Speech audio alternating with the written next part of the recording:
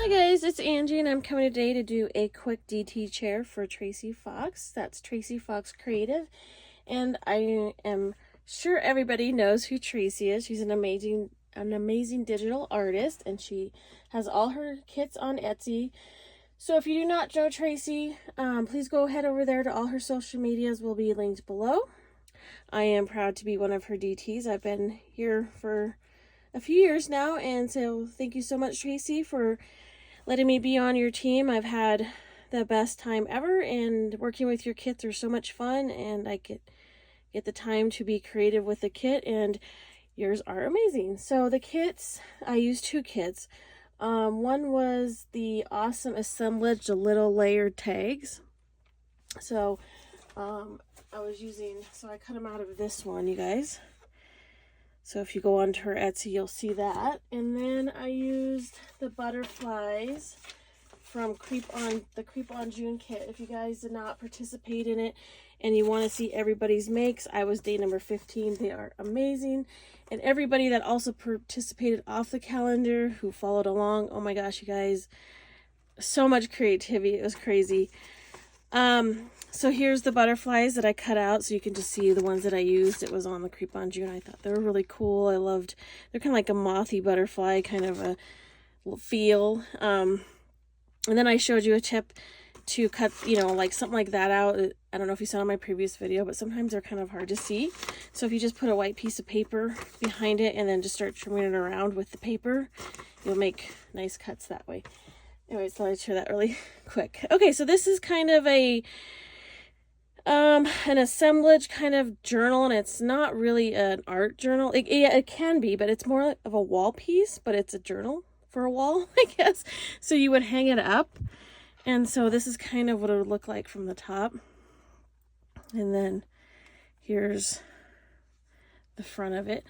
And I'm recording off my camera, you guys, so I'm not able to see because my little clippy thing is in my way. So please bear with me, and I'll try to do my best here. So I just grabbed a old rusty, raggedy old paintbrush, which I use all the time. Like, they're my favorites. Anyways, you could hang this on a wall like this, and maybe put a couple of wire. I don't know. I could go all day with this thing, but I had to stop here. But these are the little hooks that I use. They're just these like badge hooks. I think that's what these are, or you can use them for other things as well.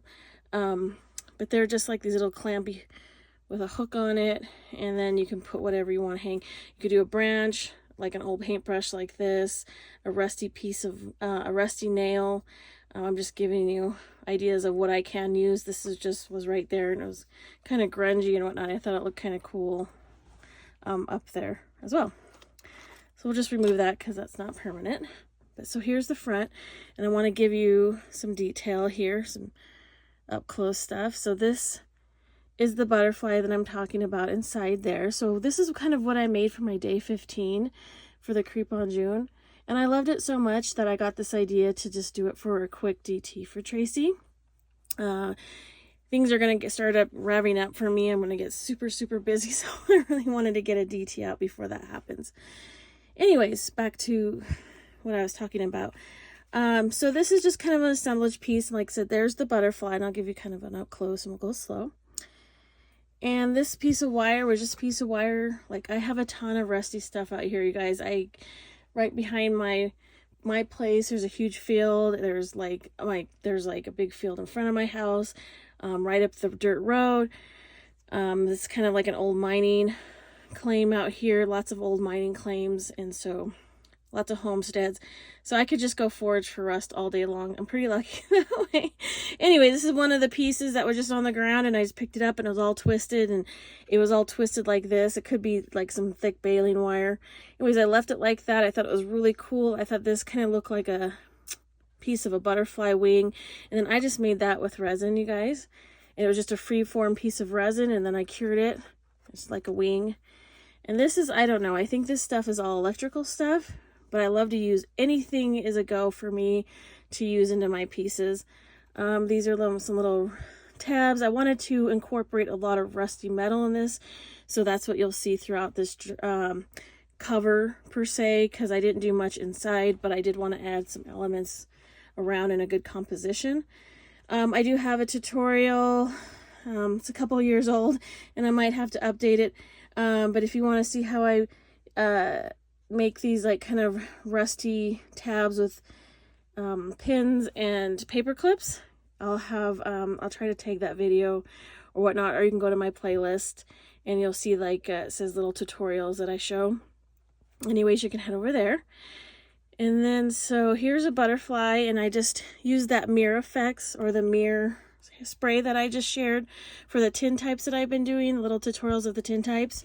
So if you want, that's how I did this, and I did it the same exact way, you guys. This was just an acrylic butterfly.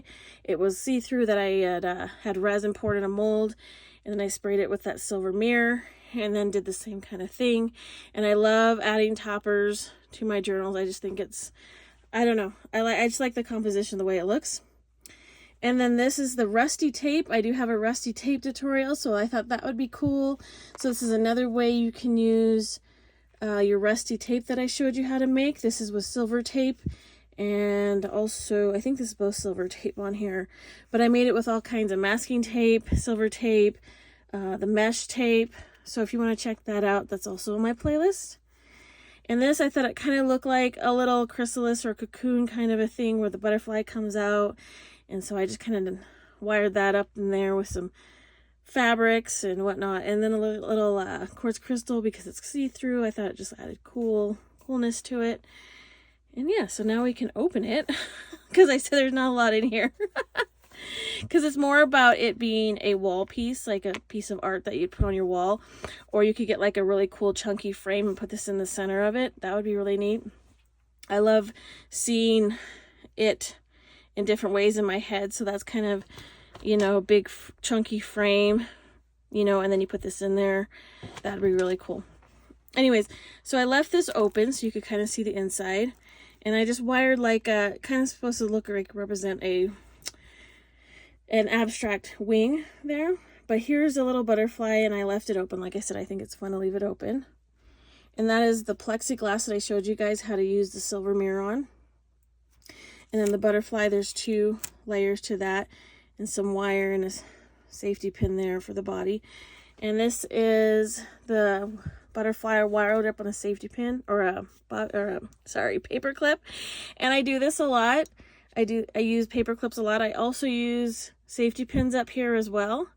It's just the little wire wrap technique that I do. And I know I do promise you guys the one with the circle with the lady and it wired up, but it's pretty simple. That's just things I come up with because I love adding dimension and I like being cohesive with my composition. Anyways, and then there's some tape, some faux antique tape, and I know you guys share your ways of doing it. I'm just trying to give little tips and ideas while I'm doing my flip throughs. So so you're like, oh, how do you do yours? Well, this is kind of how I do mine. I found this old tape from my grandmother's house and she was gonna throw it. I'm like, no, I want that. So it kind of has a vintage feel to it anyways, but instead of taking my strips off and then putting them on a piece of paper and then doing what I want to do with them, I just take this archival ink and I just go like this, you guys. And then I just pull it off and I cut what I need and it's all antiqued. And so yeah, so that's just another little way that I do my tape, my clear tape. So back to this. So anyways, here's the little elements here. I did put some netting because, you know, I was thinking about butterflies and butterfly net and whatnot. And then I showed you kind of a quick way when I was showing you how to do the faux mirror. I just drill a hole and then bind them with those brads. And then you open it. So I have those all closed together. I do not glue them, like I said. That's how I put those together. And those are those little clips close up. And then just I use some silver tape with some alcohol ink, like I did with the tin types. And then here's a little cool piece of fabric. But I just like the way it looks at the bottom. Like I said, it's a wall hanging. And so I wanted some elements to hang and drape and I don't know. Anyways, and this is a really old vintage book. And then I glued some pages together. You could use this, you could draw on it, you could write notes, you could gesso it. I did gesso white on the other one, and then you can use clear gesso on some pages. But in this one I use black gesso, and then I use a lot of my rusty tape. Like I said, I do have a tutorial on that. And then you just black out the words and you write whatever you want on top of it. So we'll go to the next one, I think. Yeah. Anyways, here's the next one. Here's what the rusty tape looks like in a netting. And then I have a tutorial on how I back my tags with the silver tape. It's, like I said, it's a really old video as well. You have to go to my playlist. But I just showed how to use Tracy's tags with the backing of the silver tape, and I also used it with a pop can. But that's there as well. Then here's that one with the rusty tape. And another one. And like I said, some of these are gessoed and a lot of them are not. That's totally up to you. This kind of got stuck and I was like, oh, that kind of looks cool. Just leave it that way. So anyways, and then this one I just kind of left blank. But you could, like I said, you don't have to do it this way, but it's just a fun little art piece, something different that's not, you know, it can be on your wall instead, and this is like the little hangers to hang it. But yeah, so there is my DT project. I hope you like it, Tracy. It was a lot of fun. Thank you so much for all that you do for your group. You're amazing. So if you guys have any questions, just comment below. Again, thank you for all my new subscribers. I truly appreciate it. Please follow me on all my other social medias. I have an Instagram, and I do have a business page on Facebook. Everything's under Angie Garcia Art. So I hope you'll join me over there as well. I'm very active on Instagram, and I'm coming here to, you know, keep up on my YouTube channel. I really adore my YouTube channel, so I'm paying a little bit more attention to that as well. It's like I said, you probably can relate. It's a little hard to pay attention to all social media, but I think it's important. So if you have one, to, you know, pay attention to it. So again, thank you for all your comments, your encouragement. Everybody is so kind. I really appreciate it. And like I said, if you have any questions, just comment below, and we'll talk to you again soon. Bye-bye.